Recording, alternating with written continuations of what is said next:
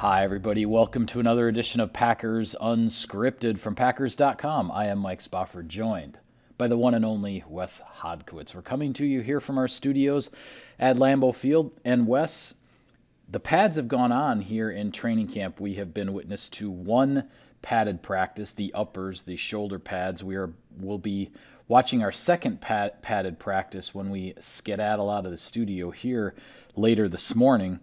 Just wanted to get your impressions on the first workout in pads. What stood out to you? Well, the thing I always look for, and you and I kind of have a little thing going, it's the most exciting period of any training camp practice from the beginning to the end, when you have the one-on-ones, offensive line, defensive line, and then you got the routes, the one-on-ones, receivers, running backs, all that against the defenders. The DBs, yeah. It's the most, and unfortunately it happens at the same exact time, so you can only pick one. You were over at the receivers and everything. Yeah. I stayed back with the linemen. And it is, every year, it's one of my most favorite things to watch because it really is the mano-a-mano part of this whole process. Now, it's not everything. You can excel in the drill and not be that great. You can not do well in that drill and still end up being really a successful NFL player. I think back to Kyler Fackrell. Everybody gave Kyler Fackrell a lot of grief for how he did in one-on-ones. Yeah. Kyler Fackrell's a legitimate NFL football player. It's Absolutely. Just the rub of the green, so to speak. But what I loved about this was you got a chance to see Josh Myers for the first time taking reps against Kenny Clark with their pads on. Both of those guys, two bulls in a china shop going up against each other. I wrote about it in Insider Inbox. Rashaan Gary, he's always looked like a man in that drill, but I mean this year you can see the speed to power that he has in his rush, especially his bull rush, but he also can beat guys around the edges. Some of these young guys too, I'll close on this. This is the first time we really get a sense of what the guys on like those third-team offensive lines have to offer. Yeah. Now, that might seem really rudimentary, but that's where a guy like Greg Van Roten back in 2012 started to emerge. That's where you start to notice the Don Barclays of the world. And ultimately, then it starts to translate to preseason games. So it was a really fun first day of practice. That's funny that as soon as you said Don Barkley, that was exactly the name I was thinking of when you talk about those guys. They're a little later in that one-on-one drill. They're down there, further down on the depth chart really early in their careers, those undrafted guys. And yeah, that's when they start to stand out. I made a comment in our Three Things video after Tuesday's practice because I've been waiting for the pads to go on as far as the wide receivers, DBs, because I wanted to see this Juwan Winfree. Yes. Because he really was the star of the young wide receivers in the spring. When there's no pads, there aren't really the jams at the line of scrimmage and all of that kind of stuff. Well, now we're getting to that stage, and Juwan Winfree had a really solid day in his first one-on-ones with the pads on going up against Eric Stokes, the Packers' first-round draft pick. Now, that being said, with the one-on-ones, and as fun as it is to watch, I will say this, though. I take all of it with just that little bit of grain of salt, because I think for the one-on-one in the pass rush pass pro, I think the defense is at a distinct advantage because there's no other traffic, right? I mean, the defender can go whichever way he wants to. He's not going to trip over anybody else, right? And there's no combo blocks. Right. The offensive lineman has that much more territory to guard. The flip side, I think, is true in the wide receiver DBs because there's no other route being run. There's no other traffic. So the wide receiver can go wherever he wants to go, and the defensive back has that much more territory. He can't make a read off of anything else to get leverage anywhere. Every play is cover zero. Right. But because of those disadvantages with those guys, sometimes it's where you start to find out a little bit about guys and just how talented they might be. So in that respect, it's really fun to watch. My thing I always think is the cheat code in that receiver DB drill too is whenever they run the slant, it's like, what are you expecting him to do here? I mean, is he really going to be able to jump the slant when he's worried about the guy going on a go route with no safety help behind? Makes for a fun day. Yeah, so you can't take all of it at face value, but it's a heck of a drill, and it's how guys both in terms of the linemen and in terms of the receivers and DBs, how they can really start to lock down and refine some of their skills and work on certain techniques. Yes. Even if they don't work quite exactly right in that moment, they're still practicing and working on that stuff for when it's really going to matter. And if getting back to the lineman drills, you very rarely, unless Jerry Montgomery wants a defensive lineman to work on one specific thing, they're always alternating. They'll run – the Packers, they made this adjustment a few years ago where they'll just run the rep twice. Back in the day, you'd run it once, reset, next group goes in. Now they run it twice, give them two different opportunities. Not only does that allow the offensive lineman to potentially make an adjustment, it allows for that chess match with the defensive rusher also making their own. Yeah, it's fun. It's fun to watch for sure. Well, we heard from quarterback Aaron Rodgers on Wednesday. On Wednesday, the Packers had just a walkthrough practice, not open to the public, not open to the media. We did talk to a few players afterwards, and one of those was quarterback Aaron Rodgers. And interestingly, we've been kind of, as a media corps as a whole, we've been kind of trying to needle the defensive guys when we talk to them about like, hey, so what's different about Joe Barry's defense? Are you guys doing some different stuff, or, are you being asked to do different things? And most of the guys are, it's like they're really not revealing anything. They're keeping it very close to the vest. So yesterday I decided, what the heck? I'm going to ask Aaron Rodgers what he thinks is different about this Joe Barry defense. And we actually got a really interesting answer. The long and the short of it is that Rodgers and then Allen Lazard also sort of confirmed a little bit of what Rodgers had said, which is that the biggest thing that the Packers offense in training camp right now is adjusting to with Joe Barry's defense is how they are disguising their pass coverage. They're having a little bit of a difficult time figuring out exactly what type of coverage Barry's back end is in on any given snap, and that seems to be maybe one of the calling cards here is that element. I don't want to say surprise, but it's the element of disguise. Yeah, and that was one of the more. I mean, the whole press conference, all 20 minutes of it were really illuminating. He touched on so many different topics, whether it was him reaching out to Jordan Love in the offseason, letting him know everything is okay with it. Whether it was him actually reaching out to, or actually having Randall Cobb in his house and kind of sheltering him here while he finds his new home in Green Bay. A home he's going to have to overpay for the way that the market is going. But that's a topic for another day. But what I really liked is I can't speak. What I really liked about the answer on Barry's defense was it got me thinking a little bit. He'd mentioned all the strengths when you thought back to Dom, the fire zone concepts in 9 and 10 and the things that they did that made them successful. And it kind of gave you a little bit of an impression on what Barry is going to bring to Green Bay and why, right out of the gates, that this could be a guy that could really be a difference maker for Green Bay. And you think about the heavy fronts that they had in Los Angeles. You think about being able to disguise some of the coverages. Well, the more pressure you present and the more you mix up what you're doing on the back end, the more it's going to cause the quarterback and also the offensive coordinator a lot of grief trying to figure out, okay, how do we play on a play clock here, and how do we also stay in front of what they're trying to do? You can see a lot of adjustability with what Barry is doing, and to hear Aaron Rodgers say that, right again, that's why it caught my ear, because the defensive players just hadn't really been saying much, but Rodgers was very upfront in saying this is different. He's been doing this for 16 years now.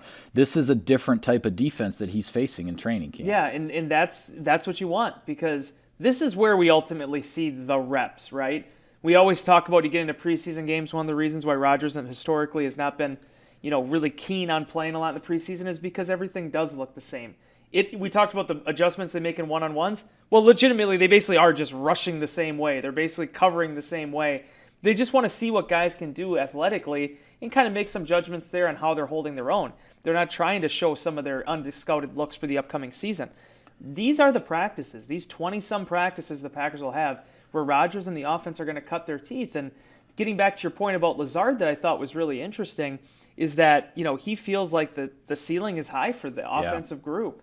And also seeing what the defense is presenting, it's one of the reasons why when you hear all these guys talking day after day, press conference after press conference, there's a lot of swagger in that room right now that they have it in all three phases to make a championship run. Yeah, and Lazard made the comment as well with regard to adjustments, because there are so many things that are done on the fly offensively that you're reading what the defense is doing, and then the receivers are choosing their route or adjusting their route based on how they're reading the coverage. And he was saying it's actually it's been a little tricky to figure out exactly where the holes are to get to in the coverages, where to sit down a route or where to break off a route here or there. So I thought that was interesting too, and there's going to be an evolution to this as training camp continues. But also earlier this week we heard from a lot of fans asking, okay, what's up with David Bakhtiari? When is the Packers 5-time All-Pro left tackle going to get back in action? And you talk about an illuminating 20 minutes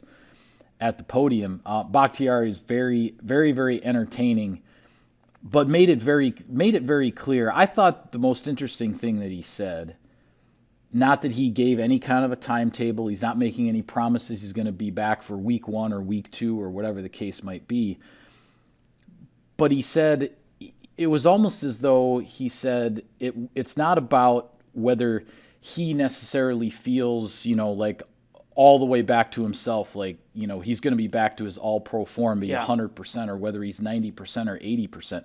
For him, it's going to be the question of when the doctors say that the surgery is where the recovery from the surgery is where it needs to be with your knee and with the graft, with the ACL and all that, and you're not at any greater risk of re-injuring it. David Bakhtiari doesn't necessarily care if he's only feels like he's 70% of himself. If that knee is good to go and the doc says it's good to go, I think we're going to see David Bakhtiari back out there. Yeah, it was funny listening to him too, because he did probably as good a job as anybody is explaining what happens after you have a graft in the and everything they're looking at, everything that they're paying attention to. Yeah, if he was working in any other industry, an office job, a sports writer, down the block like my parents at Georgia Pacific, he's back on the job. He's back to work. But this isn't a normal job. It's not about how you feel. It's about also being cognizant of the fact that the atrophy in the knee, when you do a surgery like that, the body isn't used to that. The body isn't used to, somebody else is going to come in and fix something. It's just used to scarring stuff up and fixing it itself. Yeah. So it's how a knee injury like that weakens the quadriceps. It's weakening the calf. It's weakening everything around there. And you have to build that stuff back up. So for Bakhtiari, I just think I absolutely love the approach he's taken to this, because Brian Bulaga had a good disposition about it, but Brian was pretty aggressive. Like, he wanted to be back out there and was making no bones about it. I mean, they had him back at the end of the preseason, but Brian also tore that at the beginning of November. David's happened on New Year's Day or New Year's Eve. New Year's Eve, yeah. That's almost 2 months separation. So Dave also understands, okay, you look at what Brian Bulaga had to do to be ready for week 1, and he was, 6-8 weeks earlier than when Dave tore his ACL. I think he trusts the doctors. I know he trusts his rehab. He mentioned, he's like, the best thing is I've had no setbacks. Everything has been all systems go. And then I also would say, you have to think, if you're the Packers, and you have to think if you're Bakhtiari, you look at Elton Jenkins standing in there at left tackle, and his best position might be left guard. Heck, it might be center for all we know. But, I mean, that's not his natural spot. But doggone it, I mean, he really held his own there last year, and he's taking every rep there this training camp. The Packers have time. It's not like you and I are having to stand in at left tackle, and Aaron Rodgers is, kind of like chattering his teeth, worrying about who's going to be coming from his blind side. Right. They have a good insurance policy there.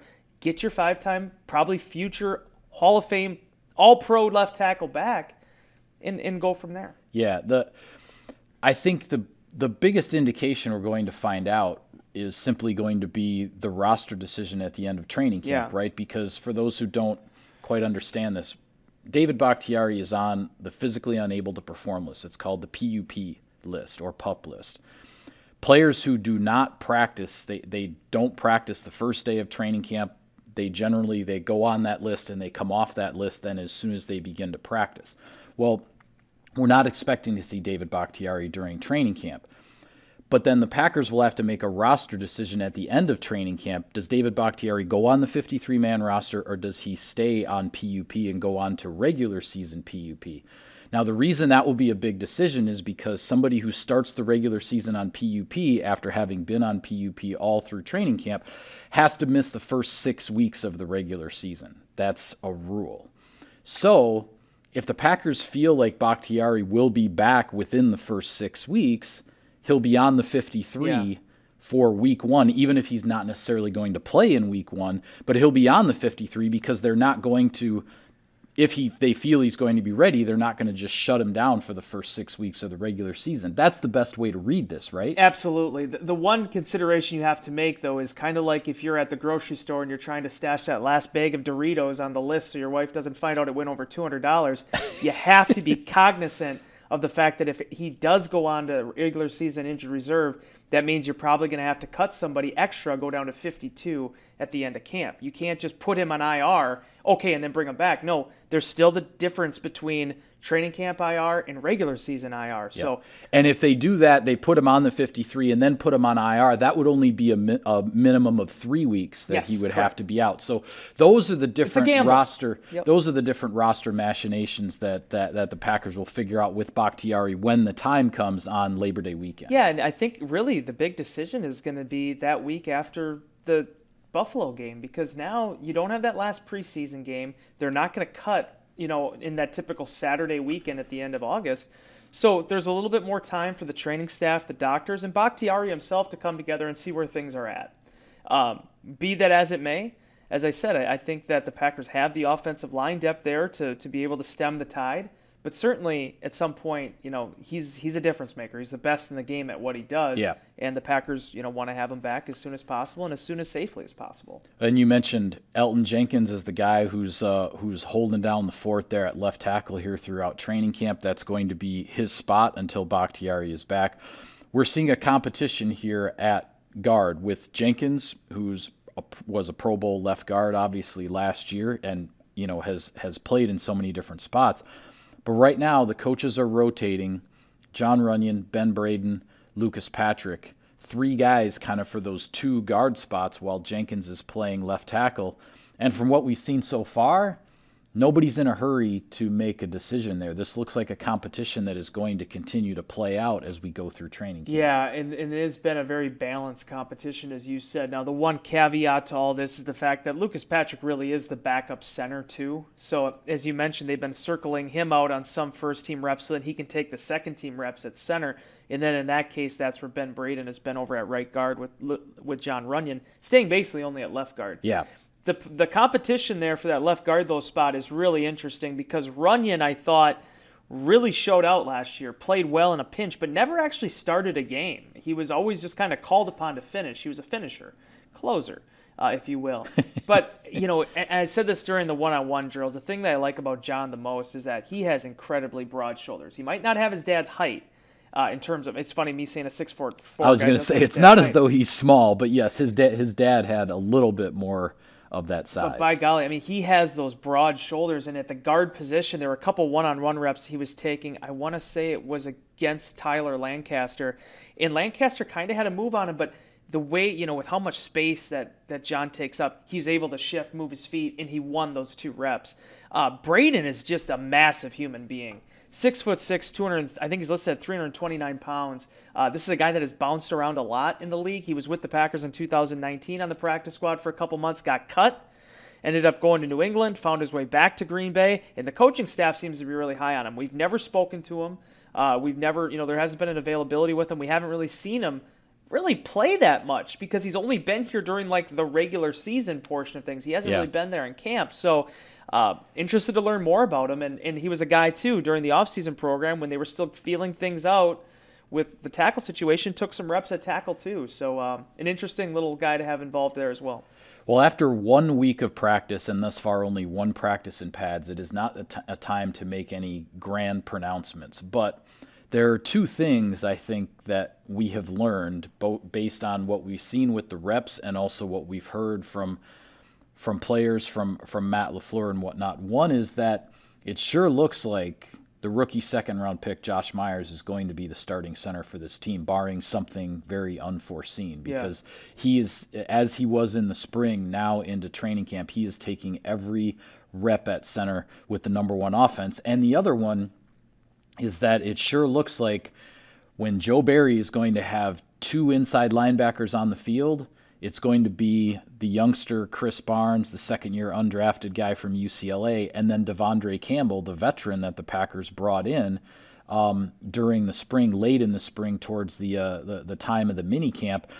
those two guys, now there are going to be plenty of times there won't be two inside linebackers on the field together, but when there are two together, it sure looks like those are the two guys that are very much out in front of the rest of the competition. Yeah, I would agree with that. And also these are names that you're not going to hear on your local, Sirius XM radio, which, by the way, I think we still have to do the read. Oh, yeah, you're right. Point. I do have to do that. My bad. But these are the positions that I think really, when you talk about the Packers putting together a championship-type run, this is where it's going to be decided. First, starting off with Josh Myers, I think that this was the perfect way to bring him along. Now, there's no blueprint. Corey Linsley didn't take a single rep with Aaron Rodgers during the preseason, and then he ended up snapping to him week 1 because of the injury to J.C. Treader in 2014. Right. But for Myers to be able to work with the first-team offense, understand the communication role, getting a feel for Jordan Love while Aaron Rodgers was still, sitting out of the OTAs, for Rodgers now to come in and work with the guy that has been immersed in this system now for 3-4 months, that is just incredibly invaluable. It was funny listening to Bakhtiari talk about him a little bit, mentioning how the first time he saw him, he said to him, he's like, okay, so what's your deal? You're 6'5". Are you like a terrible athlete? Do you have bad footwork? Because why would you at that size be playing center? Right. And then you just sort of get it. It doesn't make a lot of sense why he's at center. He looks like a freaking tackle. But he's smart, he's intelligent, and he is a good athlete, and it fits him there. Chris Barnes, I think that says a heck of a lot about him, the fact that he's still the Mike linebacker right now. No question about it. With a new defensive coordinator, with all the competition at that position, he's still the guy. Yep. And Devonta Campbell, as he talked about, he kind of fits where the Packers want to go with this defense. He's a guy that can cover tight ends, he can stay on the field and nickel.